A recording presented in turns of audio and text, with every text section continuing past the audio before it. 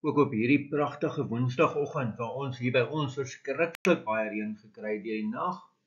Die wêreld lyk sommer mooi skoon vanoggend. Geliefdes, ons is besig met Johannes 7, baie interessante hoofstuk in Johannes, en ons is by vers 45 tot 52 vanoggend. Toe die tempelwag teruggegaan na die leierpriesters en fariseërs, en die het vir hulle gevra: "Waarom het julle hom nie gebring nie?" Die tempelwag het geantwoord: "Nog nooit het 'n mens so gepraat nie." Die fariseërs sê vir hulle: "Julle is tog nie ook mislei nie. Nie een van die leierpriesters of van die fariseërs het tog in hom geglo nie. Maar hierdie spul wat die wet nie ken nie, vervloek is hulle." Nikodemus, die een wat voorheen na hom gekom het, een uit hulle geleerdere, sê toe vir hulle: "Ons wet oordeel tog nie 'n persoon tensy hy eers aangehoor is en daar verneem is wat hy doen nie." Hulle het hom geantwoord: "Jy is tog nie ook uit Galilea nie. Gaan dit maar na, jy sal sien, geen profeet is afkomstig uit Galilea nie." Geliefdes, ons lees so ver. Hier's 'n paar goed wat ek en jy moet hoor vanoggend. Kom ons kyk net eers na die konteks. Die agtergrond is nog steeds die hittefees in Jerusalem. Die owerpriesters en fariseërs het wagte gestuur om Jesus te arresteer. Nou kom die wagte terug sonder Jesus. En daarmee word die harte van die godsdienstleiers eintlik ontmasker. Die wagte self word eintlik gevang, of gevange geneem, wil ek sê, deur Jesus se woord. Nog nooit het 'n mens so gepraat soos hierdie man. Hulle kom terug as mense wat aangeraak is. Geen wonderwerk word hier genoem nie. Hulle het nie 'n wonderwerk gesien nie. Hulle het Jesus se woorde gehoor. Sy woord dra sy eie gesag en krag. Die wagte nou is nie teologiese kennis nie, maar hulle erken iets goddelik in Jesus se spreuke. Die ander ding wat ek hier hoor, is godsdiens sonder nederigheid, verag die gewone mense. Hoor wat sê die fariseërs en die skrifgeleerdes. Nee, hierdie mense ken nie die wet nie. Hierdie klomp staan onder 'n vloek. Het julle ook laat mislei? Nee, dit is, iemand sê so mooi, hulle speel die man, nie die bal nie. Hulle kraak hierdie mense af omdat hulle in Jesus glo. So hulle siening is einde. Hulle opinie kom sterk, hulle harte word eintlik hier ontmasker.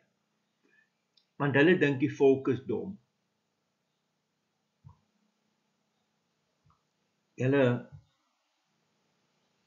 Dis baie gevaarlik. Geestelike hoogmoed is nog steeds vandag een van die gevaarlikste goed wat met jou kan gebeur. As jy ooit op 'n punt kom, as jy dink ek weet beter as die res.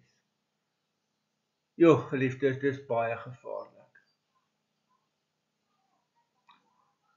Ek sien ook hier Nikodemus se optrede. Nikodemus wat nou vroeër in Johannes na Jesus toe gekom het, juis in die nag om met hom 'n gesprek te hê.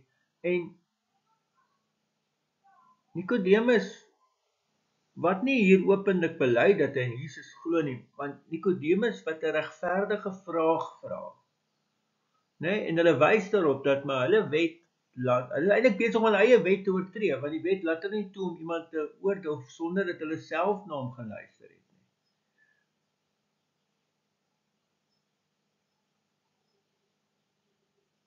Wat ek dan sien net is hierdie ouens se totale, hierdie selfversekerde kennis van die wet, wat dan self verblind is.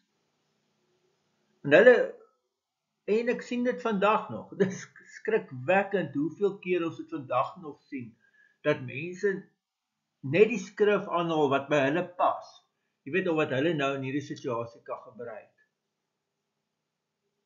Dis eintlik 'n verdraaiing, en laat ons maar 'n sterker woord gebruik. Dis eintlik 'n verkrachting van die woord. En hulle sê, gaan kyk maar in die skrif, geen profeet kom uit Galilea uit nie. Dit is natuurlik verkeerd, né? Want Jona het wel uit die streek van Galilea uitgekom. Maar dit pas hulle om nou nie oor Jona te praat nie. Want dit pas nie by hulle standpunt nie. Ek moet baie mooi vra. En hier is die vraag vir vandag. Gaan jy toelaat dat die Bybel my ken?